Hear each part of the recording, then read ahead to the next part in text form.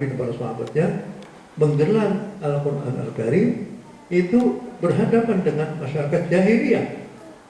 Bagaimana mengobat masyarakat jahiliyah yang sudah berpuluh-puluh tahun, ratusan tahun, ya.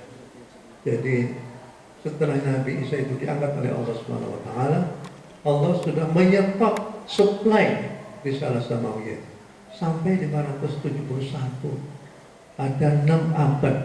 Allah membiarkan masyarakat jahiliyah, masyarakat untuk memilih jalan hidupnya. Tapi tahu-tahu yang terjadi itu adalah masyarakat yang nggak karu-karuan, tidak punya masa depan, tidak punya masyarakat yang kehilangan attitude daripada kehidupan mereka itu. Akhirnya terjadilah pembunuhan, terjadi yang sebagainya. Nah itulah yang ingin didandani oleh kanjeng Nabi. Oleh karena itu saya menggunakan kalau kanjeng Nabi Muhammad SAW itu adalah jenderalnya para nabi. Hebat, luar biasa ya. Baiklah, bagaimana kita menghadapi kasus-kasus seperti ini? Sudah tentu pertama kita harus memahami Al-Quran, memahami As-Sunnah, terus bagaimana sabab nuzul daripada ayat, sababul wurud dari suatu ini, kemudian bagaimana para pandangan ulama. Jangan memahami Al-Quran dari segi tekstualnya itu saja itu. Sebab kalau seandainya memahami Al-Quran dari segi tekstualnya saja, itu akan kemana-mana. Padahal ayat suci Al-Quran itu kan jawab ya. Artinya isinya bahkan teksnya itu terbatas, tapi isinya sangat banyak. Satu ayat saja itu, ayat satu saja. Kalau seandainya dipreteli itu bisa kemana-mana itu, bisa mana-mana. Satu ayat itu saja itu. Rokiain itu bisa diarahkan semua. Begitu juga ayat-ayat yang berkaitan dengan ayatul ahkam itu bisa kemana-mana. Oleh karena itu jangan sembarangan kita itu langsung belajar Al-Quran dari terjemahan. Itu akan bisa menjadikan pemahamannya akhirnya bisa ngawur sana kemari. Makanya kita harus belajar Al-Quran dari kitab-kitab yang mu'tabar, dari guru-guru yang mu'tabar, sehingga akhirnya tidak kemana-mana.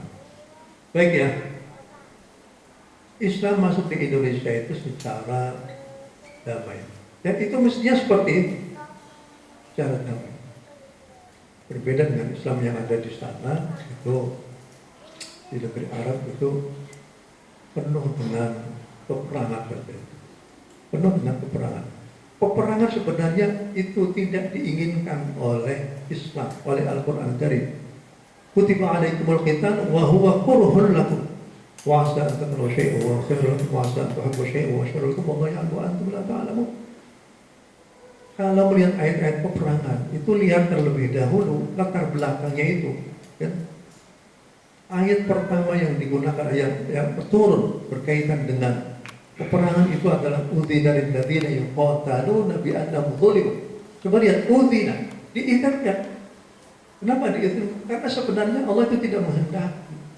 Kan Allah yuridullah wa yurid ma ja'ala fid din min haraj. Allah tidak menginginkan manusia, kaum muslimin itu berada pada satu keadaan yang menyusahkan. Tidak ingin. Peperangan itu adalah menyusahkan.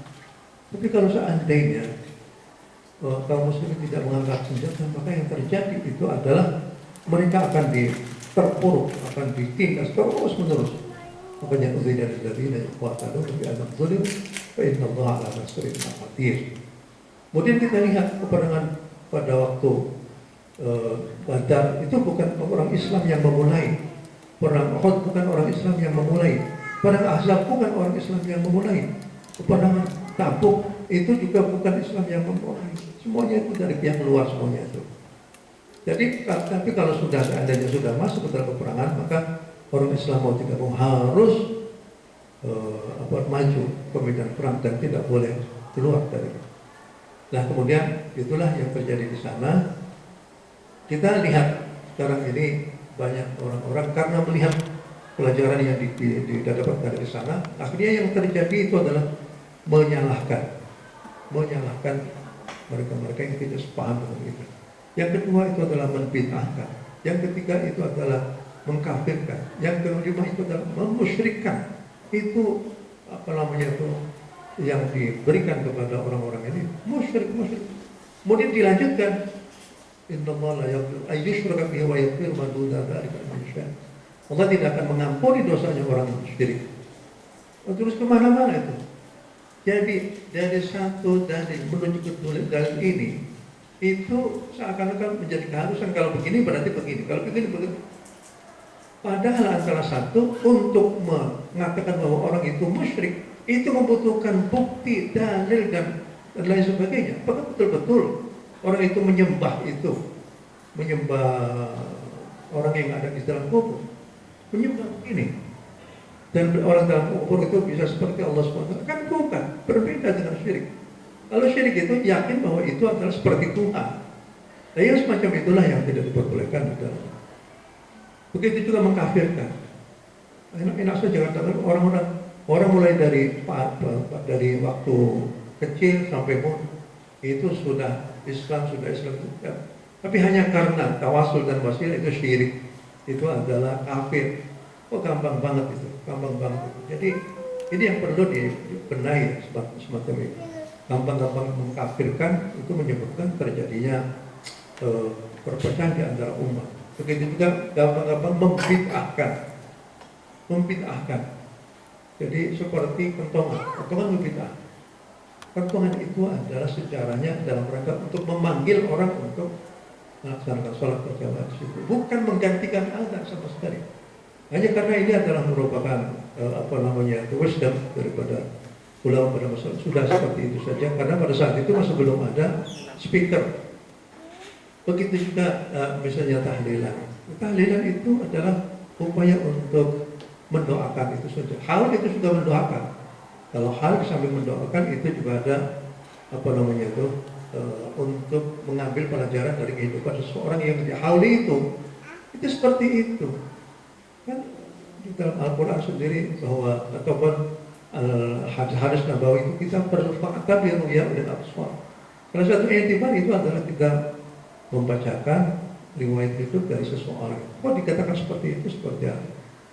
Jadi kita jangan gampang-gampang untuk membid'ahkan, karena teori bid'ah itu adalah sesuatu yang merupakan hak prerogatif Allah untuk mensyariatkan, kemudian dia itu menambahkan sesuatu yang lain yang seperti itu lagi. Seperti sholat maghrib menjadi 4 rakaat itu wewenang Allah.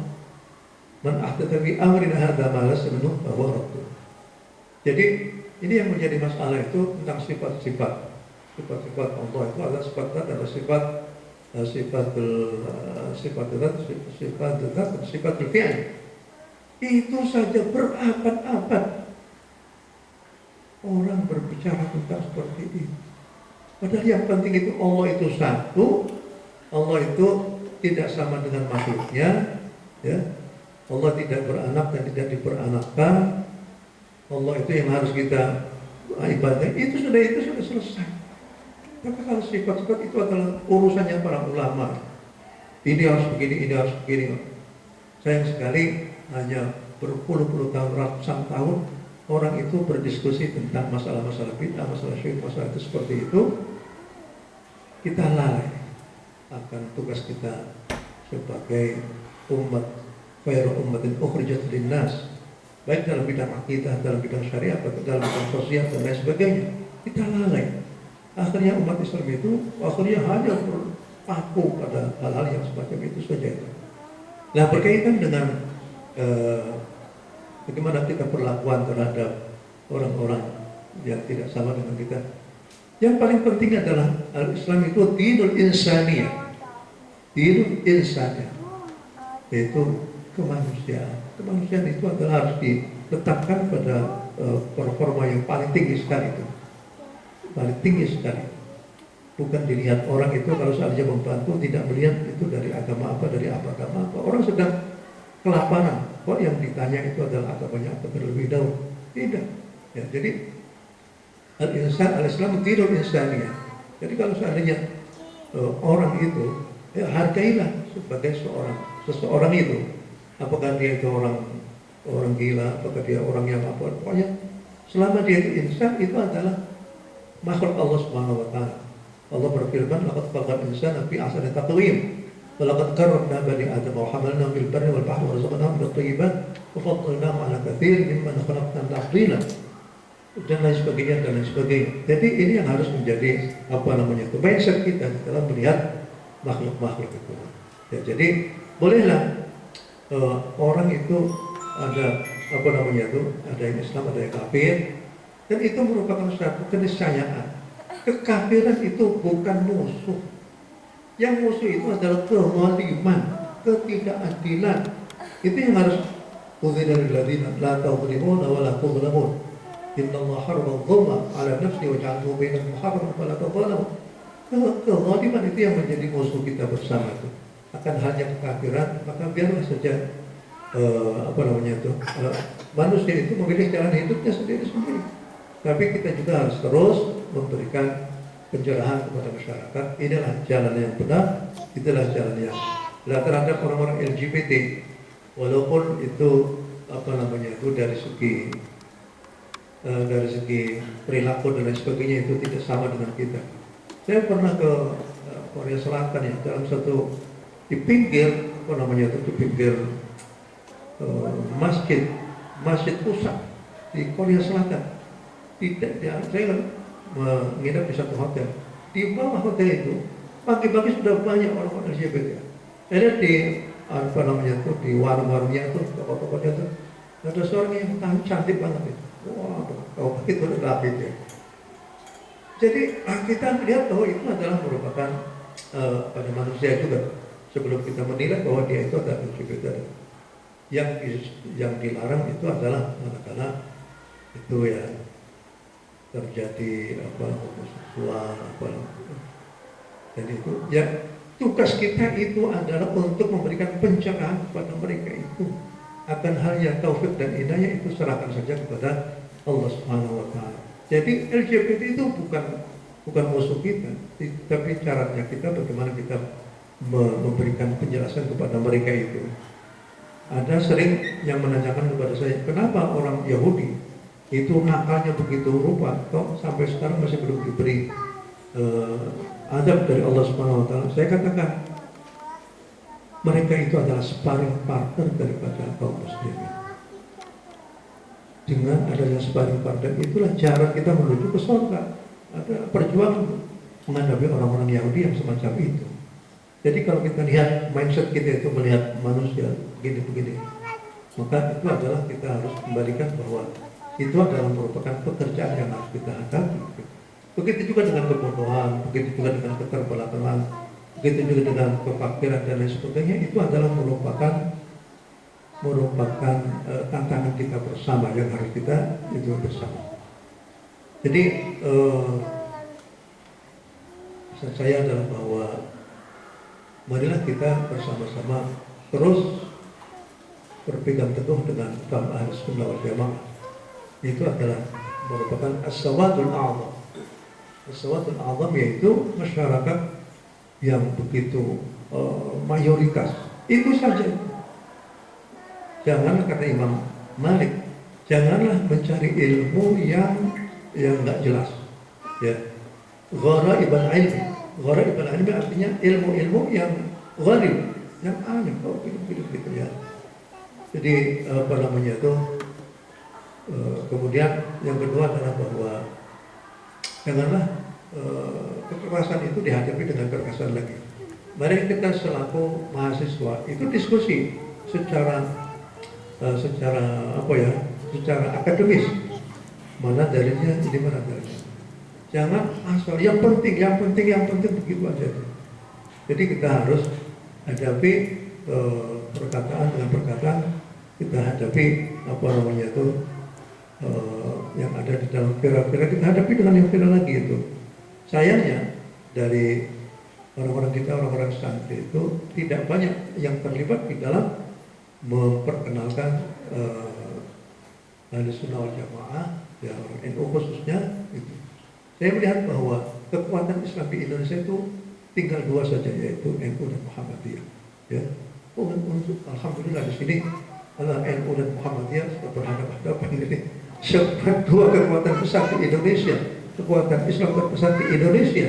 Yang kalau dua kekuatan itu akhirnya melemah, maka Indonesia sangat gampang sekali untuk dihancurkan dari.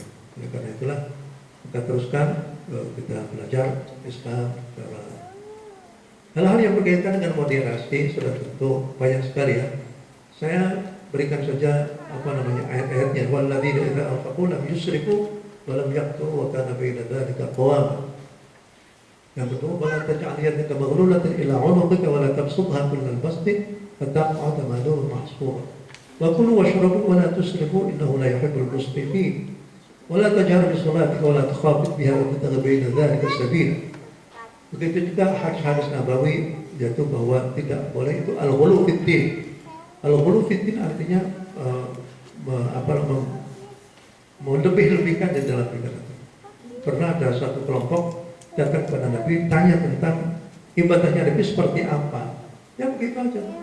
Akhirnya mereka mengatakan, wah itu kan Nabi yang sudah diampuni dosa-dosanya. Kemudian Nabi keluar dan mengatakan bahwa inni akhsyakum lillah wa atqakum lah, walakinni asumu wa aftiru, ya, wa anamu wa arqudu wa atazawwaju nisa. Wa man raghaba an sunnati falaysa minni. Artinya Islam yang modern itu Islam yang berada di tengah-tengah antara dua persoalan yang saling bertentangan, dua kubu, dua kutub yang bertentangan. Islam adalah rohani, Islam juga rohani dan jasmani. Islam adalah dunia dan akhirat. Islam itu adalah nilai. Islam itu juga satu perilaku yang harus dilakukan oleh Islam itu adalah dunia dan akhirat, ya. Islam itu ya itulah seperti itu. Ya jadi kita itu ke depan itu yang paling penting pada saat sekarang ini adalah kita memberikan satu stimulan pada masyarakat dunia. Inilah Islam yang sebenarnya. Yang ditunggu oleh masyarakat barat yang semacam ini ya. Kita lihat betapa banyak sekali di Korea Selatan itu ada sekitar 300.000 orang itu bunuh diri. Di Jepang banyak lagi, di Stockholm itu juga banyak lagi, puluhan ribu orang itu karena mereka itu tidak menemukan jalan hidupnya. Kemana itu? Setelahnya mendapatkan satu strata ke ekonomi yang sangat besar sekali, yang sangat tinggi sekali. Tapi apakah hidup di dunia cuma ini saja gitu? Nah, masa sekarang inilah Islam modern yang perlu kita tampilkan ke dunia dan mencoba untuk memberikan jawaban-jawaban terhadap persoalan-persoalan yang saat sekarang. Jadi demikian. Assalamualaikum warahmatullahi wabarakatuh. Waalaikumsalam warahmatullahi wabarakatuh. Terima kasih kepada Dr. Kiai Haji Hasyim Shakho yang telah memberikan kita gambaran terkait dengan Al-Quran, perkembangan pemahaman dan cara merepresentasikan keagamaan kita di masyarakat.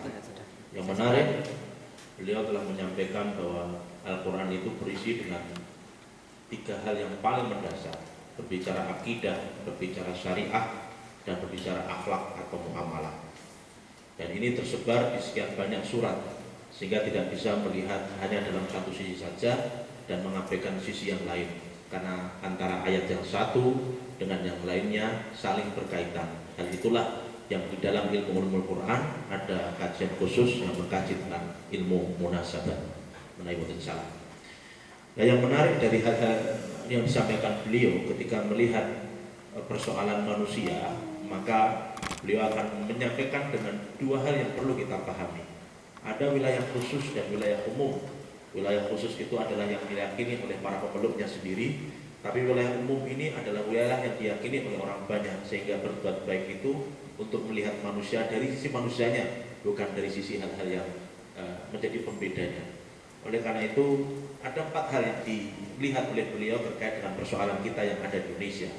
Pertama adalah ada upaya yang sering menyalahkan atau dalam istilah bahasa Arabnya meragukan amaliyah orang lain untuk mendapatkan kebenaran diri sendiri, yang disebut dengan istilah tasdik.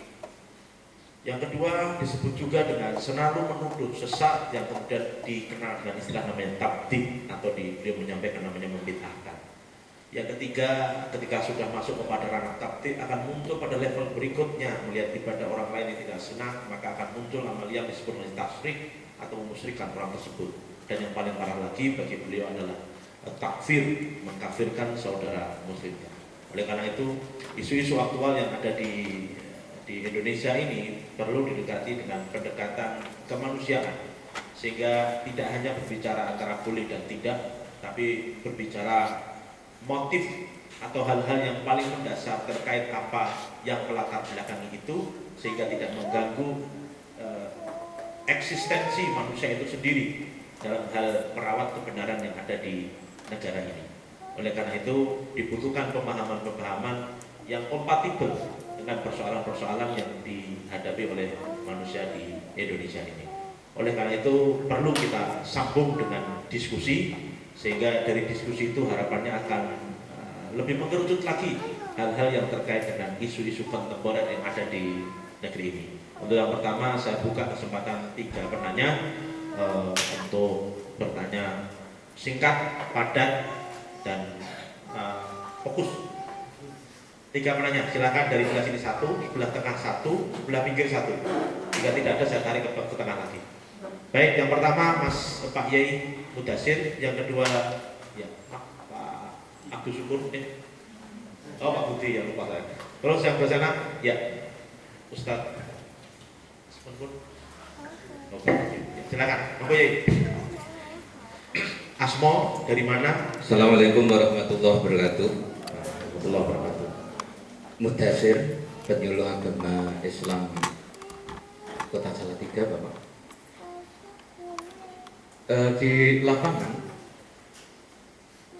kita harus berusaha menjadi pamomong, biaini rahmah kepada mereka-mereka yang kadang terjadi perbedaan pemahaman. Sempat kita tersenyum dalam hati, namun sekarang kita ungkap di sini. Satu contoh, sholat jamaah, imamnya memiliki pemahaman taksim lillah, makmumnya biaqidatil ahli sunnah wal jamaah.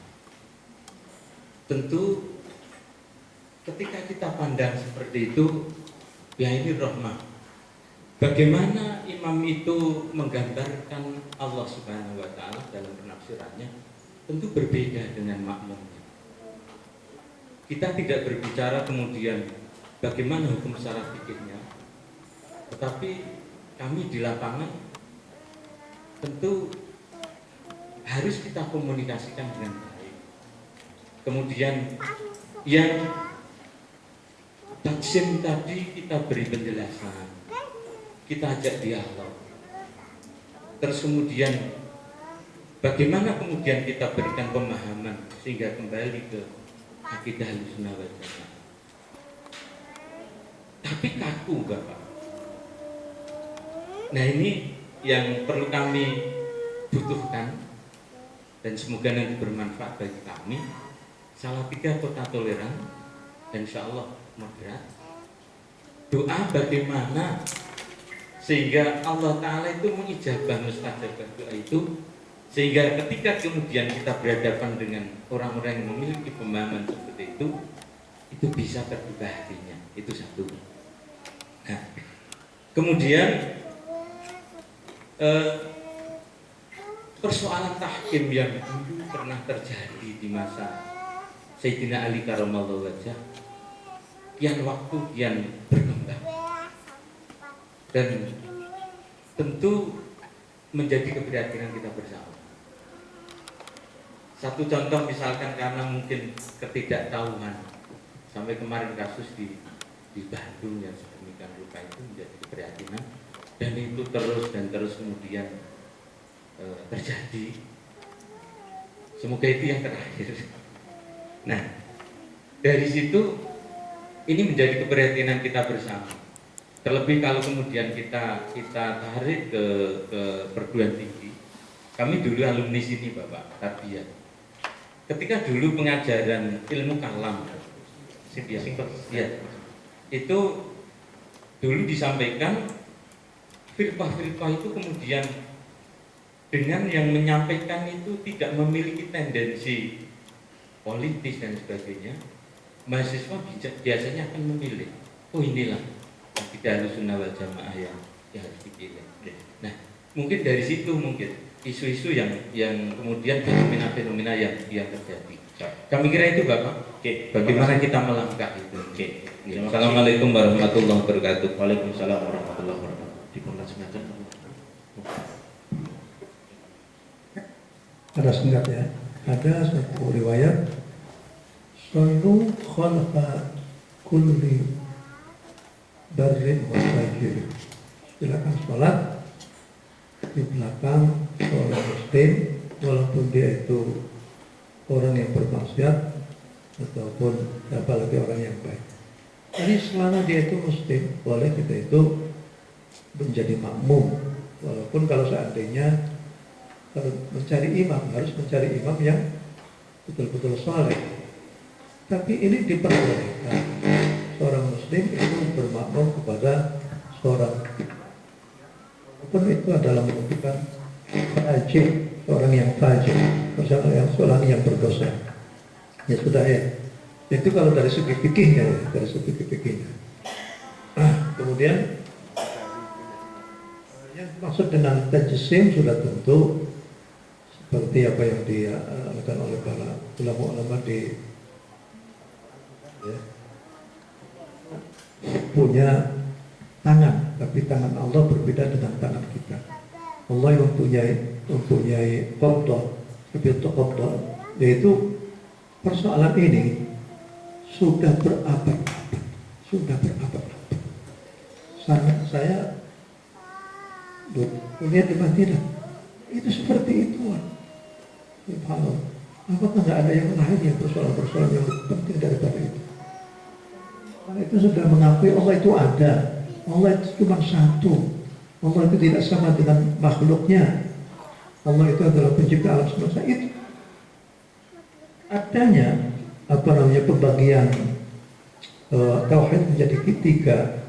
Tauhidul ar-rububiyah, tauhidul uluhiyah, tauhidul asma wa sifat. Itu awal daripada pertentangan, pertikaian antara ini dengan ini.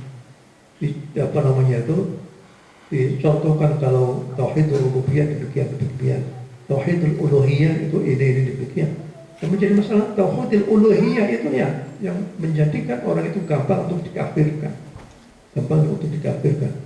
Jadi kalau orang itu gampang untuk dikafirkan, sudahlah. Pokoknya gampang mengkafirkan orang lain, sudahlah. Kalau menurut saya nggak usah dijadikan imam sholat lagi, karena itu menjadi masalah sekali. Nggak pernah. Jutaan buku, jutaan kitab dibagikan, isinya seperti itu. Padahal agenda umat Islam itu sangat banyak sekali. Baik, yang kedua itu tahkim ini juga menjadikan munculnya Khawarij. Kaum Khawarij itu adalah sangat bengis sekali, membunuh sahabat Ali bin Abi Thalib, membunuh sahabat ini, dan itu anak cucunya itu, yaitu seperti ISIS, seperti Al-Qaeda, seperti Al-Shabaab di Somalia ataupun di Nigeria itu ada. Itu adalah merupakan, kata Nabi, itu adalah syarru khalqillah. Gampang sekali menghukum sesuatu seperti itu. Mereka menganggap bahwa mereka itu sendiri yang paling benar. Jadi kalau menganggap paling benar, adalah seperti fala tuzakku anfusakum huwa a'lamu biman ittaqa. Jangan kamu itu merasa dirimu paling suci sendiri. Wa a'lamu karena Allah yang paling mengetahui tentang siapa di antara mereka itu. Jadi kita lihat terlebih dahulu ya. Kita lihat apakah dia itu akan terus mempersoalkan seperti itu. Kalau terus mempersoalkan seperti itu, nggak akan ada habis-habisnya. Ya, sudah tinggalkan saja begitu. Kalau di Jakarta itu ada masjid, yang satu dari pihak sebelah, yang satu di ada kunut, dan tidak ada kunut. Karena ribut, akhirnya sudahlah. Yang kunut itu khusus